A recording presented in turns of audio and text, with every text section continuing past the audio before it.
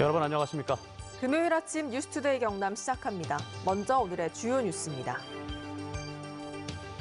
경남에서도 75세 이상 23만여 명의 백신 접종이 시작됐습니다. 백신 관련 민원 콜센터도 운영되고 있습니다. 김해 장유 배후 주거복합단지 개발 사업이 고시되기 8개월 전에 부동산 업자를 중심으로 40여 명이 지분 쪼개기를 통해 개발 예정지를 사들인 것으로 확인됐습니다. 여긴 퇴직 공무원도 포함됐습니다. 하동 청학동 기숙형 서당에서 연이어 발생한 학교 폭력으로 공분이 일고 있는 가운데 교육당국부와 경찰, 하동군이 재발 방지 대책 마련에 나섰습니다.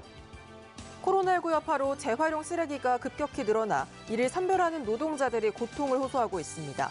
인력 충원 등 대책에 절실합니다. 경남에서 어제부터 75세 이상 23만여 명의 코로나19 백신 접종이 시작됐습니다. 의료기관 종사자나 요양병원 관련을 제외한 일반인 백신 접종이 처음으로 시작된 건데 경상남도는 민원 콜센터를 운영하는 등 백신 관련 민원에 대응하고 있습니다. 신은정 기자가 보도합니다. 화이자 백신을 맞을 수 있는 창원 마산체육관에 어르신들이 줄지어 도착합니다. 예진표 작성과 의료진 상담을 거친 뒤 백신을 맞고 30분 대기까지 거쳐야 집으로 돌아갈 수 있습니다. 아파봐야 뭐 얼마나 아프겠노 싶고 그거는 걱정 안 하고 제일 아들한테 뭐 옮겨가서 그게 걱정이에요. 딴 거는 이상 없어요. 만 75세 이상 일반인 백신 접종이 시작된 첫날 23곳의 도내 백신 접종센터 가운데 창원과 진주, 양산, 통영 4곳에서 접종이 시작됐습니다. 16곳은 오는 15일에 나머지 3곳은 6월쯤 개소할 예정입니다. 경남의 75세 이상 23만 명 가운데 백신 접종에 동의한 사람은 17만 명. 하지만 조사가 덜 끝난 탓에 조사 대상자 가운데 동의율은 81%가 넘습니다. 접종 대상자가 고령인 탓에 각 지자체가 여객선과 버스 등 교통편을 제공했고 중증 이상 반응은 없는 것으로 파악됐습니다. 혹시나 이제 어르신분들은 이제 면역력이 약하시면은 다른 감염이나 다른 위험성이 있을 수 있어가지고요. 그거에 대해서 좀 주의 깊게 저희가 살펴보고 있습니다. 유초 중등 보건교사는 이달 안에 다음 달엔 65세에서 74세의 일반인이 접종을 받습니다. 백신 수급 상황에 따라 천여 곳의 일반 민간 병원에서도 접종이 가능할 것으로 보입니다. 또 코로나19 민원을 전문적으로 상담하는 콜센터도 경남에서 본격 운영됩니다. 민원 콜센터 번호 120을 누르면 예방 접종 일정과 접종 후 이상 반응 등에 대한 안내를 받을 수 있습니다.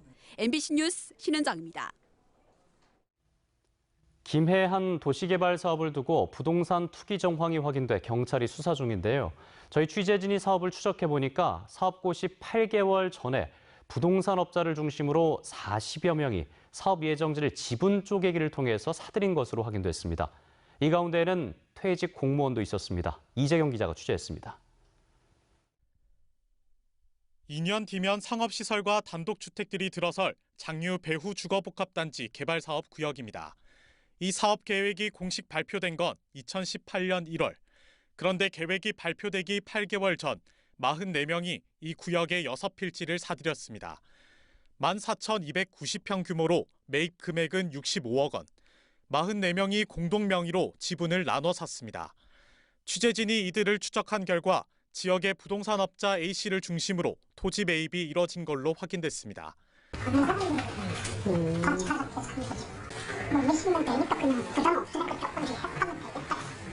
토지 매입자들 가운데는 지난 2013년 퇴직한 공무원 B씨도 포함됐습니다. 내부 정보를 이용해 미리 사들인 것 아니냐는 의혹이 나오는 이유입니다. A씨와 B씨는 앞서 2016년 부동산 업자 A씨가 이 사업구역의 또 다른 임야 3,600여 평을 매입하기 위해 투자자를 찾던 중 알게 됐습니다. 당시 35명이 27억 원의 임야를 사들였는데 A씨와 B씨를 포함한 13명은 이듬해 지분 쪼개기를 통해 인근 땅도 함께 사들인 겁니다. 제대로 된 투자처를 보냈었구나. 인재사항자 오셔가지고 그때 그 옆에 그 40번지잖아요. 그걸 대부분 사게 된 거예요. 그때 소득량이 다 그랬던 거예요. 개발 계획이 발표되기 전인 2016년 사업구역 예정지는 돼지 축사로 악취 민원이 잦았던 곳입니다. A씨는 김 A씨와 지역 정치권이 축사 이전 의지가 강했기 때문에 언젠가는 개발될 거라는 확신에 투자자를 모집했을 뿐이라고 반박했습니다. 당장 폐업바 해가지고 보상 나오면 우리는 맞이기 소리입니다. 폐업바가 하도 작게 나와요. 산이 대부분이기 때문에 농지는 산보다도 더 작게 받았고. 퇴직 공무원 B씨는 사업 정보를 미리 알고 투자한 건 아니라고 해명했습니다. 정말 왜 그에 대해서는 전혀 들은 바도 없고 내용도 없고 실제로 그 사람 몇이 모이가 잘못해가지고 하면 안 좋겠나. 경찰은 A씨에 대한 압수수색을 마쳤고 내부 정보를 이용해 토지를 매입했는지와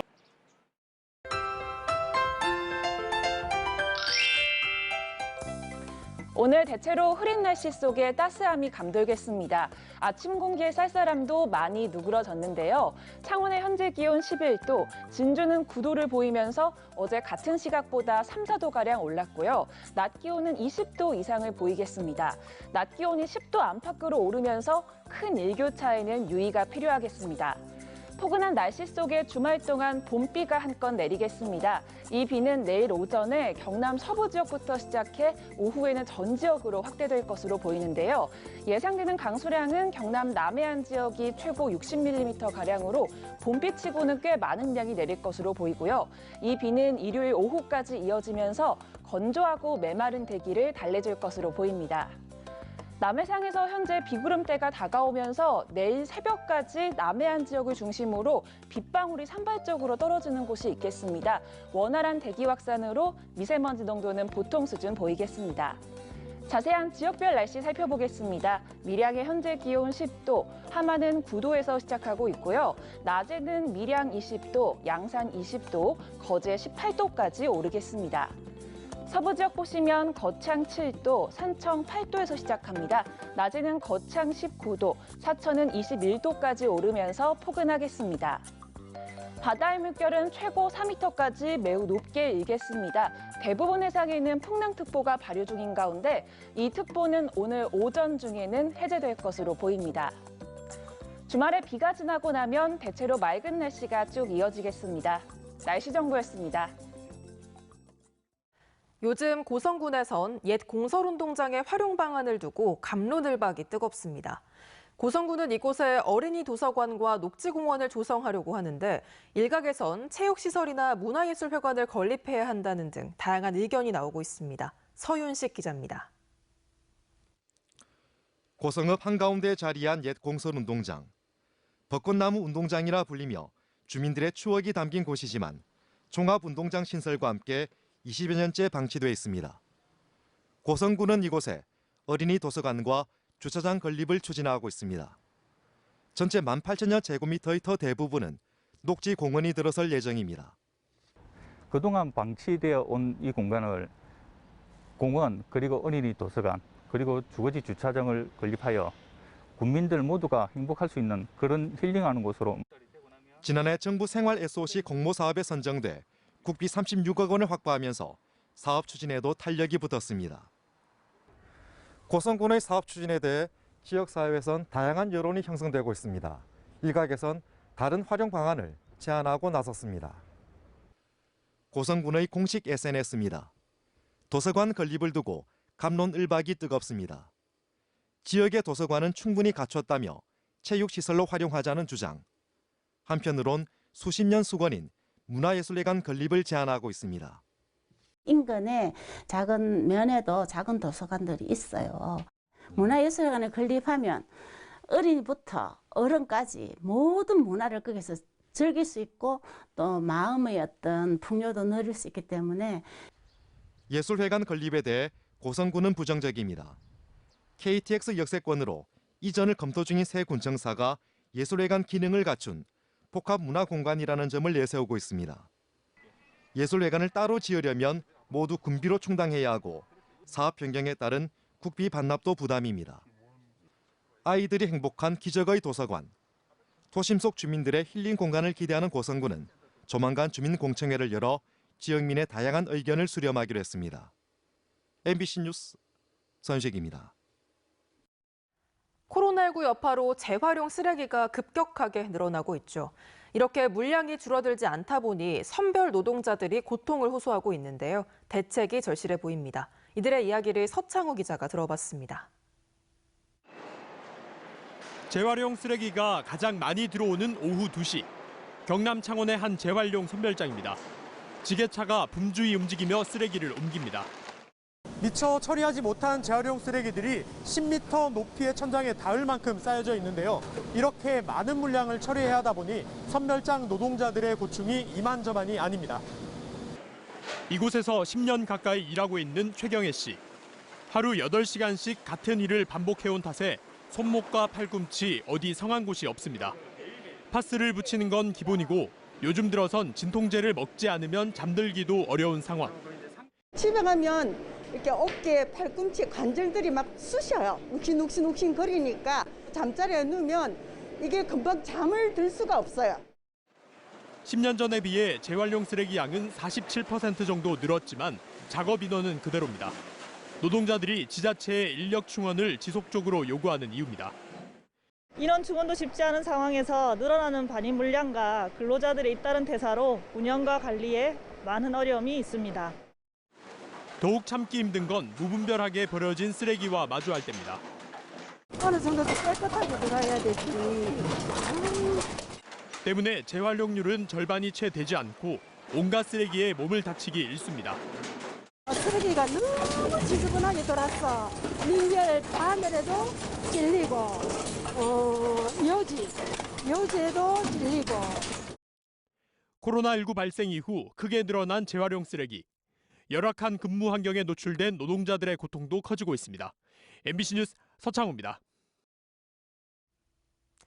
이어서 문화가 산책 시간입니다. 오늘은 이번 주말에 폐막하는 통영국제음악제를 비롯해 도내 문화예술계 소식을 김태석 기자가 소개해드립니다. 지난달 26일 개막한 통영국제음악제가 코로나19 상황과 관객 거리 두기에도 불구하고 대부분의 공연이 매진 행렬을 이어가고 있습니다.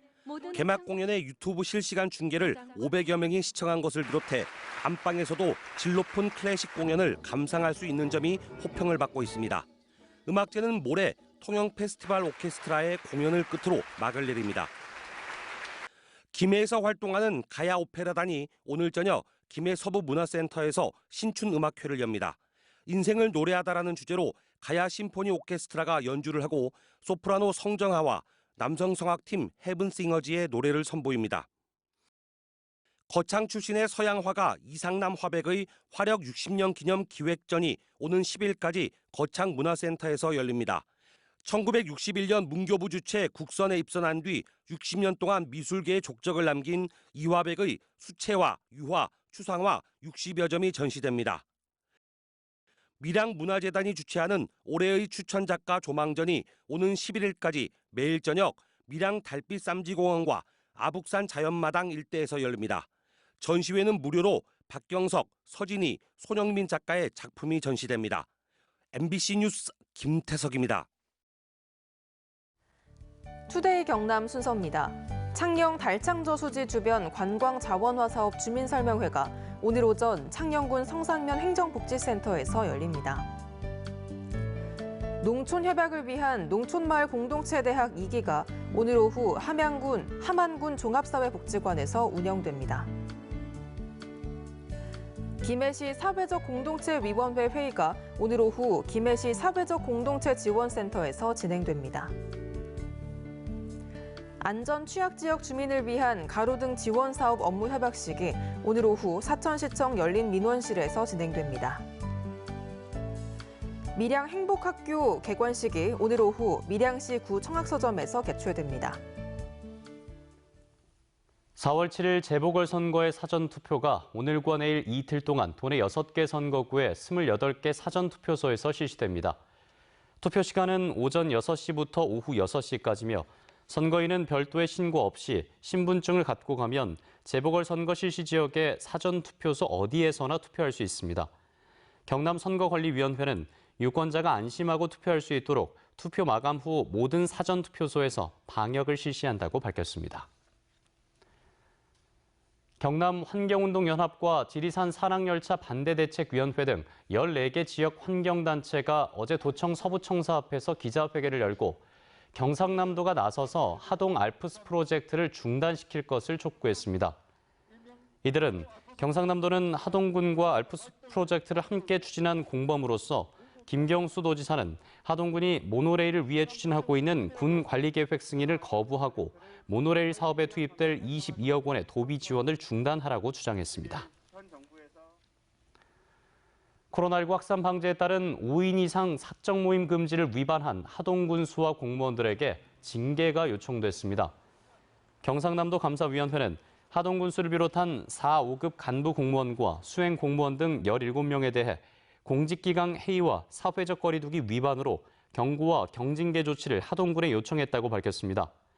이들 공무원은 지난 2월 19일 근무 시간 중인 오후 5시 28분쯤 하동읍의 한 식당에서 사무관 승진 축하 모임을 갖고 술을 곁들여 음식을 함께 먹었습니다. 진주시는 어제부터 사흘 동안 진주 종합경기장에 선별 진료소를 설치해 관내 244개 보육시설 종사자 2,243명을 대상으로 코로나19 전수 검사를 실시하고 있습니다. 진주시는 취약계층인 영유아 보호를 위해 앞으로 매월 한 차례 보육시설 종사자 전수 검사를 하기로 했습니다. 전국적으로 농지 투기 문제가 제기됨에 따라 창원시가 다음 달 중순까지 관내 농지 이용 실태에 대한 특별 점검을 벌이기로 했습니다. 창원시는 개발 사업 예정지 등 투기가 우려되는 농지를 대상으로 현지 조사와 주민 의견 청취, 농지 소유자 청문 절차를 통해 이용 실태를 점검해 불법 임대를 비롯해 농사를 짓지 않는 농지가 드러나면 농지 처분 명령을 내릴 것이라고 밝혔습니다. 진보당 경남도당은 어제 경남도청 앞에서 기자회견을 열고 경상남도 부동산 투기 감사에 시민사회단체가 참여하는 전담기구를 구성하라고 촉구했습니다. 이들은 부동산 투기와 관련한 규제 방안이 선출직 공직자보다 공무원에게만 집중되고 있다면서 지자체 셀프 감사라는 말이 나오지 않도록 김경수 지사와 도의원들부터 자발적으로 조사에 응해야 한다고 덧붙였습니다. 마산 해양 신도시를 개발할 민간 사업자가 GS건설과 YG캔 두 곳으로 압축됐습니다. 창원시는 마산 해양 신도시 민간 복합 개발 시행자 공모에 참가 의향을 밝힌 8개 업체 가운데 2개 업체가 사업 계획서를 제출함에 따라 이달 안에 선정심의위원회를 열고 우선 협상 대상자를 최종 선정한다고 밝혔습니다. 이후 오는 7월쯤 실시 협약을 맺어 신도시 개발 사업을 본격 추진하기로 했습니다. 창원 한국산업단지공단 동남전시장에 전국에서 처음으로 조성되는 경남 사회적 경제 혁신타운 착공식이 열렸습니다. 본관동과 관리동의 리모델링과 증축 등 조성공사인 국비와 도비, 창원시비 등 모두 280억 원이 투입돼 사회적 경제기업 입주 공간과 홍보를 위한 공간이 마련될 예정이며 내년 3월 준공이 목표입니다. 지금까지 경남 소식 전해드렸습니다. 함께해 주신 여러분 고맙습니다.